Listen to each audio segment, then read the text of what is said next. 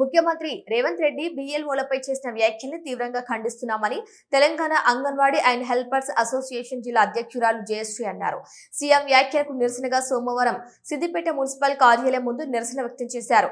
ఈ సందర్భంగా మాట్లాడుతూ సీఎం బిఎల్ఓలు నిద్రపోతున్నారని అనడం సమంజసం కాదన్నారు. బిఎల్ఓలు నిద్రపోతే 77% పని ఎలా పూర్తయిందని వారు ప్రశ్నించారు. అంగన్వాడీ ఆశా ఆర్పీలు తమ పనిని వదిలిపెట్టి కష్టపడి పనిచేస్తున్నామన్నారు. ఫీల్డ్ పైకి వచ్చి చూస్తే తమ బాధలు అర్థం కావని సీఎం రేవంత్ రెడ్డిని అన్నారు. సీఎం చేసిన వ్యాఖ్యను తీవ్రంగా ఖండిస్తున్నామని అన్నారు.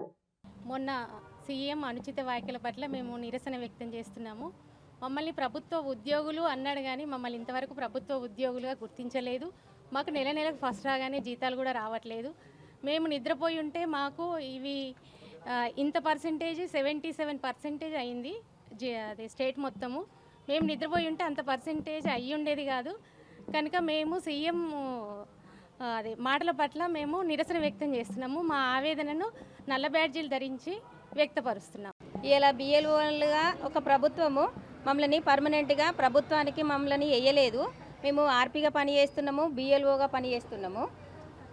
ఇవాళ రేవంత్ రెడ్డి సారు ఇట్లా మాట్లాడడం కరెక్ట్ కాదు. బిఎల్ఓలు నిద్రపోతున్నారు అనడం కరెక్ట్ కాదు. ఇలా మా సంఘాల పనులు పక్కకు పెట్టుకొని మేము బ్యాంక్ లింకేజీలు పక్కకు పెట్టుకొని బిఎల్ఓల పనులు మేము చేస్తున్నాము. పొద్దుగాల 7 గంటలకు కూర్చుంటే రాత్రి 10 గంటల దాకా మేము పని చేస్తున్నాము. అదేవిధంగా ఒక బిఎల్ఓ ఫీల్డ్కి వచ్చి ఆ వర్క్ ఎట్లా చేస్తుంది అనేది వచ్చి చూస్తే ఆ బిఎల్ఓ బాధ ఏందో కనబడుతుంది. ఇవాళ నిద్రపోతున్నారు అనడం కరెక్ట్ కాదు.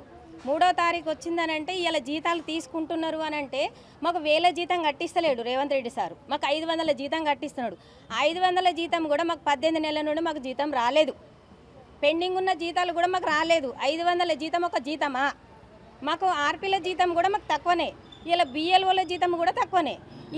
మరి ముఖ్యమంత్రి గారు, గౌరవనీయులైన ముఖ్యమంత్రి గారు మా బిఎల్ఓల పట్ల అనుచిత వ్యాఖ్యలు చేశారు. ఏమని చేశారనంటే బిఎల్ఓలు నిద్రపోతున్నారు.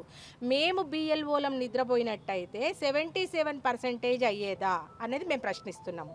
ఒకటి. ఇంకొకటి, మేము వర్క్ చేయకుండా మాకు నెల నెల జీతాలు పడుతున్నాయట. మళ్ళీ షాదీ ముబారక్ వస్తుందట. మేము ఇంట్లో కూర్చుంటేనే జీతాలు వస్తున్నాయా? మరి మేము వర్క్ చేయందే 77% అయిందా? మరి మాకు చాలా బాధ అనిపిస్తుంది అట్లా అనడం. ఒకటి ఏంది అనంటే మేము ఫ్యామిలీని వదిలిపెట్టుకొని ఆదివారం లేదు, శనివారం లేదు, పొద్దున 7 నుంచి ఫోన్లు మొదలైతే మాకు రాత్రి 10 దాకా కూడా మాకు బిఎల్ఓలకి ఫోన్లు వస్తున్నాయి ఎన్యూమరేషన్ ఫామ్స్ కోసం.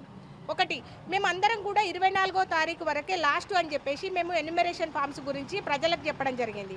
ఆ ఫామ్స్ వచ్చేంతల్లే మళ్ళీ డేట్ పొడిగించడం జరిగింది. దీంట్లో జనాలు కూడా చాలా నిర్లక్ష్యంగా మాకు ఎన్యూమరేషన్ ఫామ్స్ ఇవ్వకుండా మమ్మల్ని కూడా సతాయిస్తుండ్రు. అవన్నీ కూడా మా ఫ్యామిలీని కాదను